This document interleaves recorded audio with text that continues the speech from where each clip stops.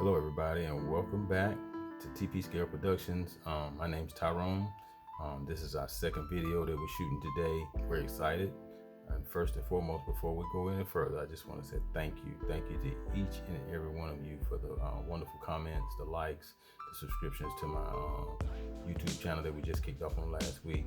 I really appreciate it. It means a lot that so many people like what I'm able to do with these models. It's flattering, it's humbling, and I really appreciate it. So thanks again for that. Today we're gonna talk about what kind of glues I use and some commonly asked questions like what type of paint are you using, and we're gonna go through and answer some of those things there. And from there we'll move forward to a little build I have on the bench here, the 69 Camaro that we talked about last week. We're going to talk about a few plans for it. So thank you again. Thank you so much for joining. Appreciate you. Here we are. These are some of my tools that I use. This file I use when I'm making my cages sometimes and I want to get a little fish mouth on the end of them. This is what I use for that. Also when I drill holes or anything like that and I need to round them out, this is a good tool for doing that. You gotta have pin vices. You can't never have enough of those. Those are my pin vices there, and good tweezers to pick things up and hold things in place. You gotta have those.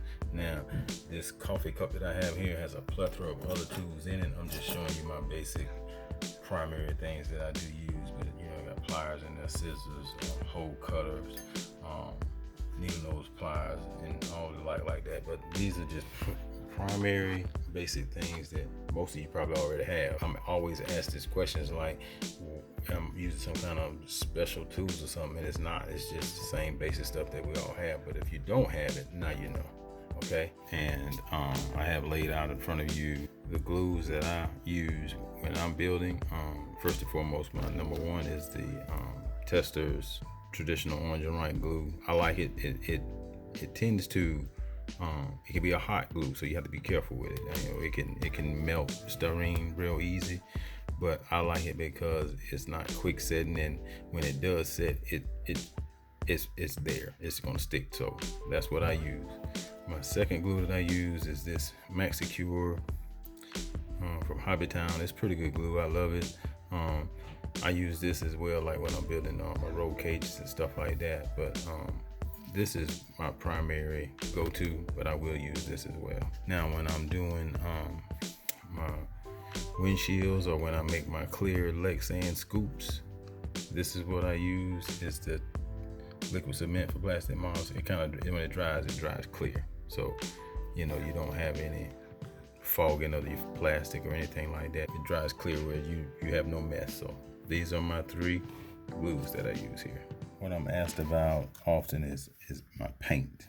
I'm just showing this around this video here to show you these headers, because these headers are actually plastic styrene tube that was built, and then the heat staining effect was done by paint through an airbrush, and I'm often asked what I use. So I just wanted to share that with you real quick, and then we're going to show you what kind of paint we use to do that.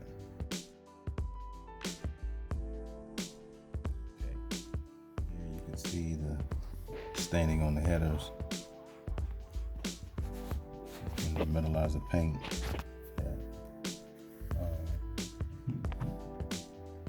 Used throughout this engine that kind of gives it the real aluminum look.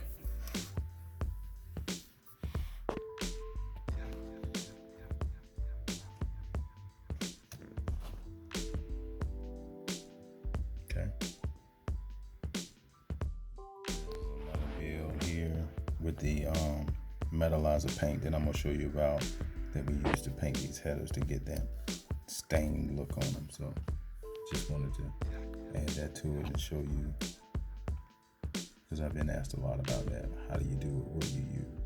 Okay, so this is the Model Master metallizer paints that I use. There's different shades and different colors. This one is dark anodized gray. They have several colors of it, but this just kind of gives you an idea. This is stainless steel. It's airbrush ready. They have several different shades. They have burnt iron, they have burnt metal, they have exhaust, magnesium, titanium.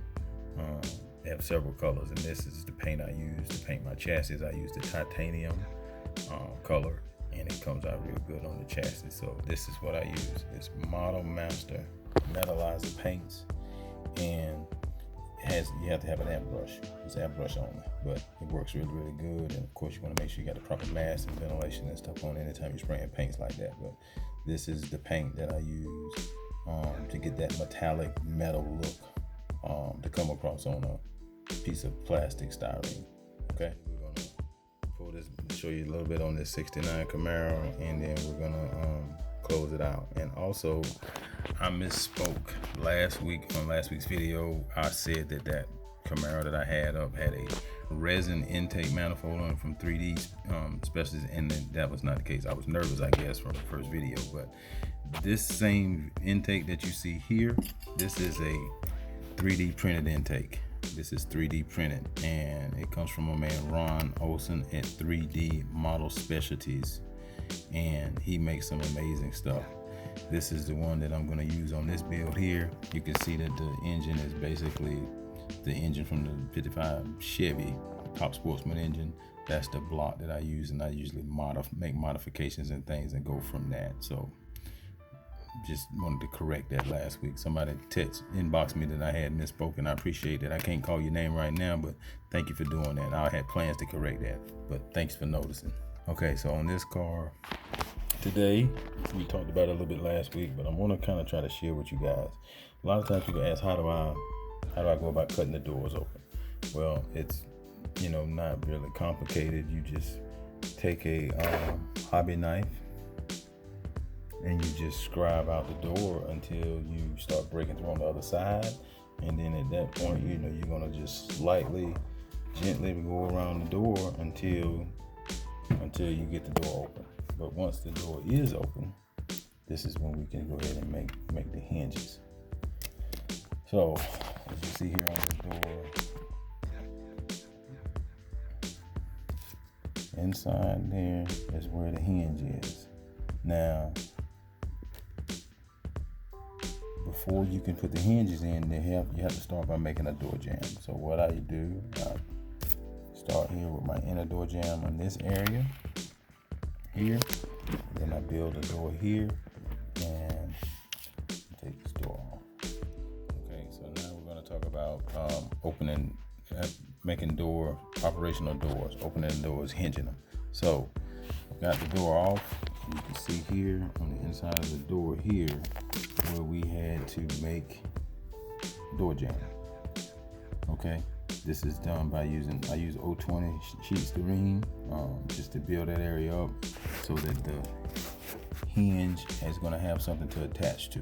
Okay, now on this side of the door here, you'll also see where we have to make the inner door jamb so that the door will have, this is when you close the door, what the door is going to rest up against.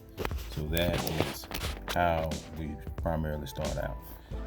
What I use for my hinge here and here that you see is nothing more than a staple. That's what I use to make my door hinges. That is a staple.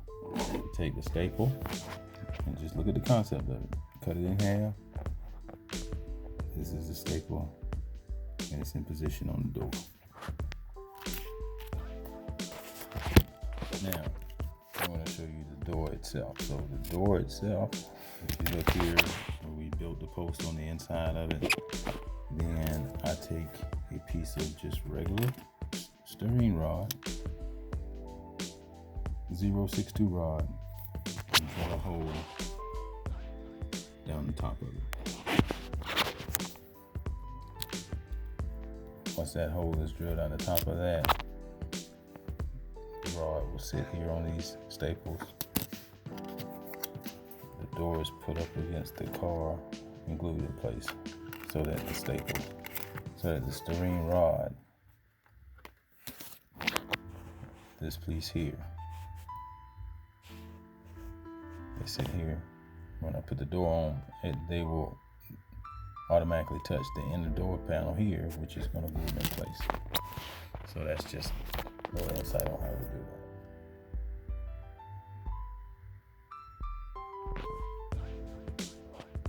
And this was all a top sportsman, pro sportsman chassis that scratch built a roll cage on it, the power wall back, all that was scratch built from styrene rods. 2022 chassis. Now scratch built all of those. Look up in there, you got a nice tight fit up all around the pillars and everything there. Everything works out good. Alright, so tune into us next week. We'll have another video up with some go over something else that you guys may want to have questions about. So in the meantime, if you do have questions about anything, something you want me to any questions you want me to answer, something you want me to show you, just leave them in my comments. Leave them in my comments on YouTube, okay? Thanks, guys. I really appreciate you. Y'all enjoy the rest of your day.